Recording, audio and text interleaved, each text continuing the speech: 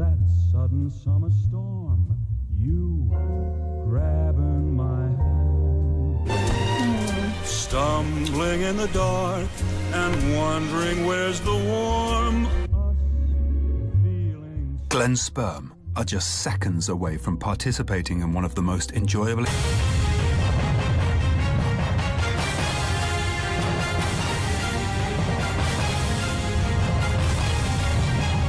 For each individual sperm, this is a wet and wild, high-speed, one-way ticket to oblivion.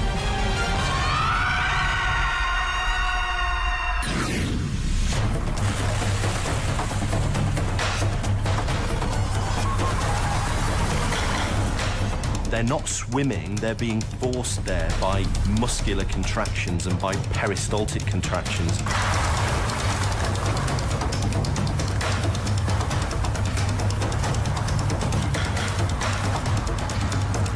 From the point of view of the man, it's a very pleasurable experience. But let's think about it from the point of view of the sperm.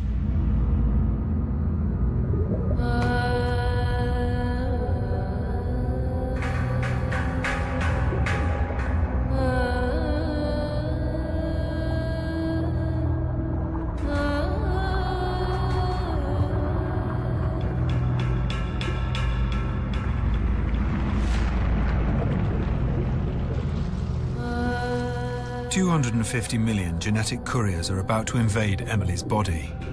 Within minutes, most of them will be dead.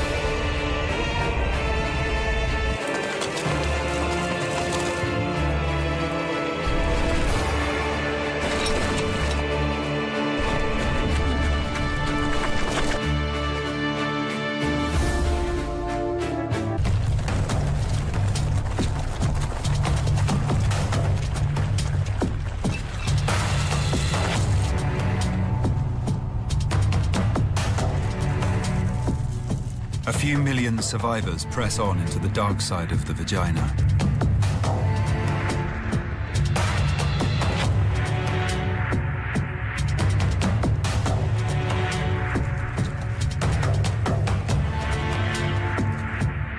Desperate to somehow escape death by reaching the cervix high above them.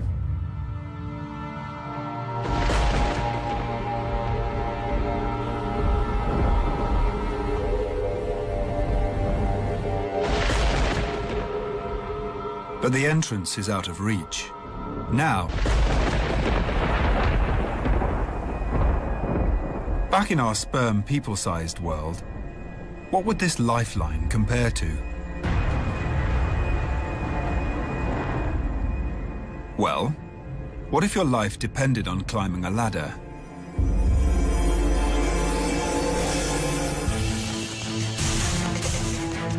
A ladder stretching over a mile into the sky.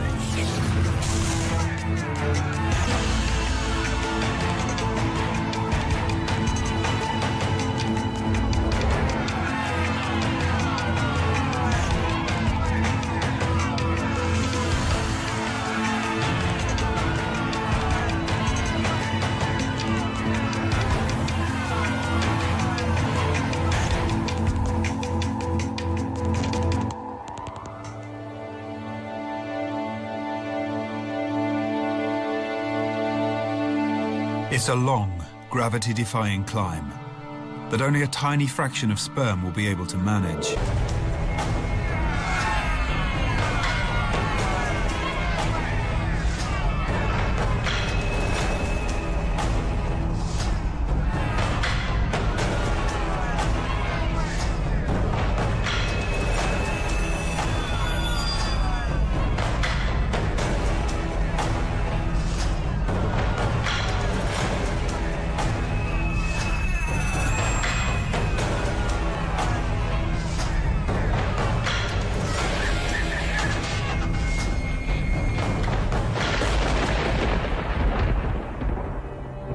Only 1% of sperm that make it into the cervix have any chance of making it out. Evidence of that. In fact, the evidence would suggest that it's a good thing to have.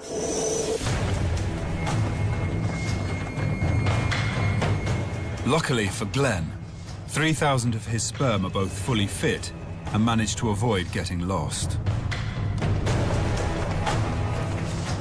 But as the female immune system prepares to mobilize its elite assassins, the great sperm race is about to get even tougher. If you or I were a sperm, entering the uterus would be quite a sight.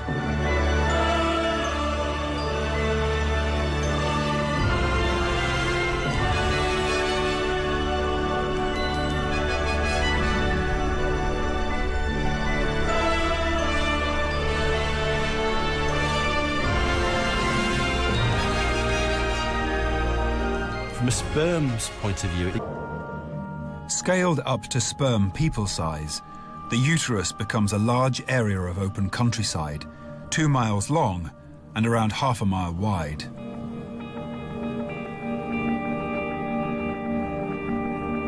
For our sperm, finding the entrance to the fallopian tubes, just a few sperm head wide, is like looking for a needle in a haystack. Once again, it's ovulation to the rescue.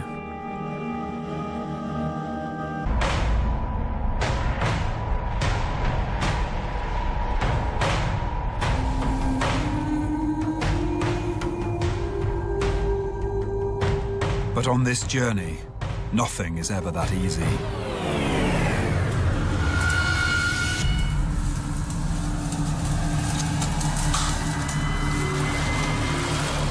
Glenn's sperm are about to discover they are not alone.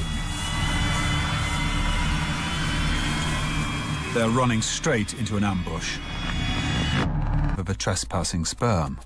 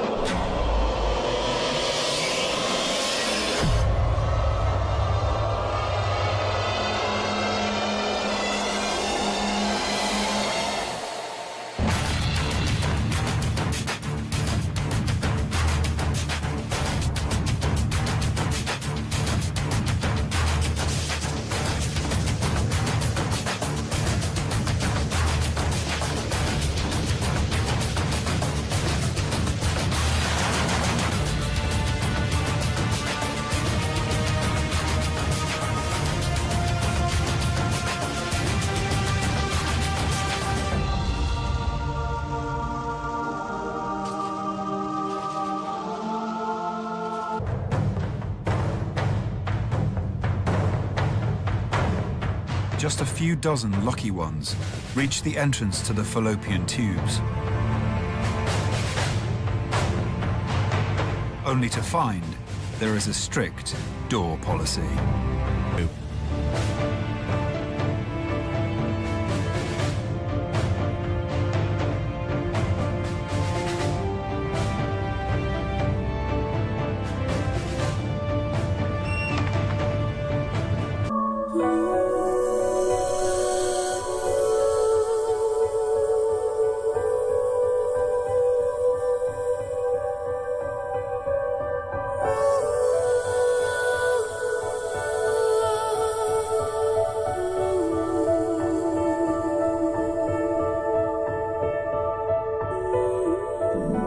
Welcome to one of Emily's fallopian tubes. 10 centimeters of what can only be described as paradise for sperm.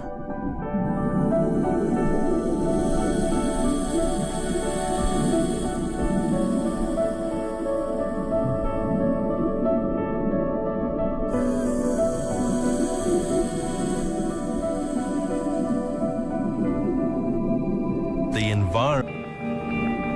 There were about 20 sperm in my tubes that we counted. Thanks to such dedication, we now have a clearer sense of what happens during the final stage of the voyage to the end. Imagine an Olympic freestyle swimming final, where the winner gains immortality and the rest are killed.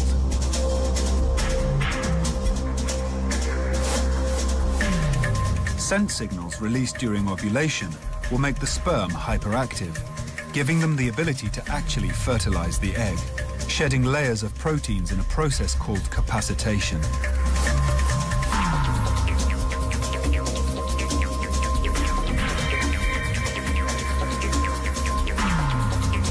Sudden, they are 100% on target.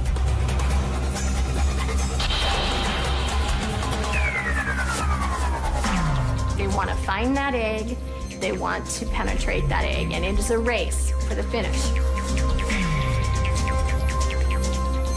So once they capacitate, sperm die within just a few hours. So it's a no going back. On the sperm-people scale, the egg drifts just a mile or so ahead. But as our reproductive scientists can testify, the egg's 24-hour lifespan will present the sperm with one final, fatal hurdle. What needs to be kept in mind for this whole great sperm race is timing. Timing, timing, timing.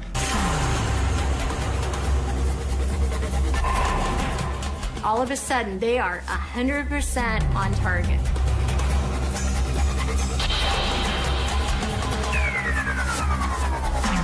They want to find that egg, they want to penetrate that egg, and it is a race for the finish. So once they capacitate, sperm die within just a few hours. So it's a no going back. On the sperm-people scale, the egg drifts just a mile or so ahead. But as our reproductive scientists can testify, the egg's 24-hour lifespan will present the sperm with one final, fatal hurdle. What needs to be kept in mind for this whole great sperm race is timing. Timing, timing, timing. Aye.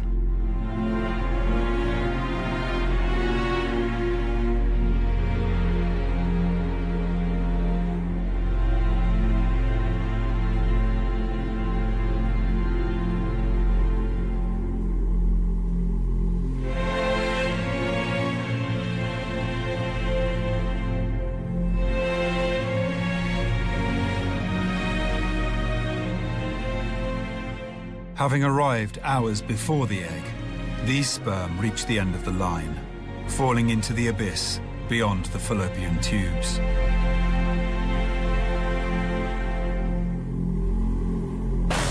Behind them, just 2 heroic sperm remain, all that survives of a 250 million. These two, a Y chromosome-bearing male sperm and an X chromosome female, left Glenn's testicles 14 hours ago.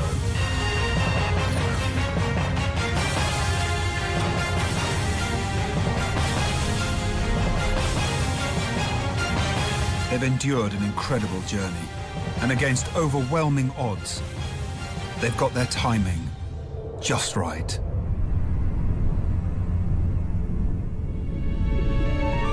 At the farthest reaches of Emily's reproductive system, the egg is waiting.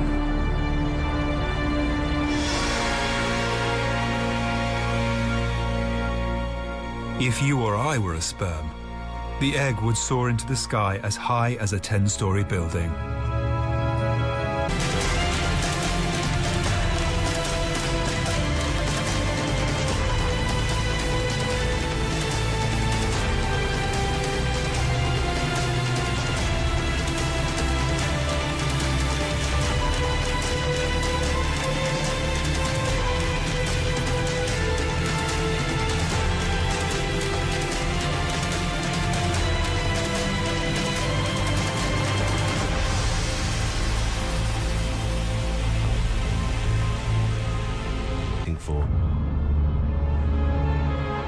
To secure victory, all this sperm has to do now is find a way inside.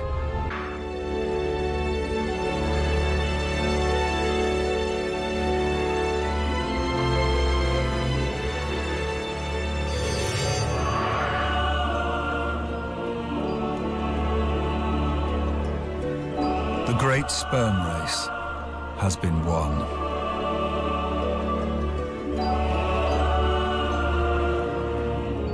The victorious male sperm is instantly devoured as Glenn's genetic information merges with Emily's waiting DNA.